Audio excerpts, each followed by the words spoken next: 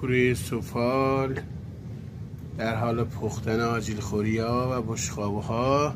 این هم آجیل خوری های بزرگ و این هم پارت اول کوره امسال، آجیل خوری های 20 سانتی. دوستانی که میخواستن سفارش بدن از امروز به مدت 25 روز موجود شد. به هر تعدادی که بخواین سفارش بدین در این حجم ما میتونیم ارسال بکنیم. روزانه چیزی اولوش 300 الی 400 عدد تولیدش هست.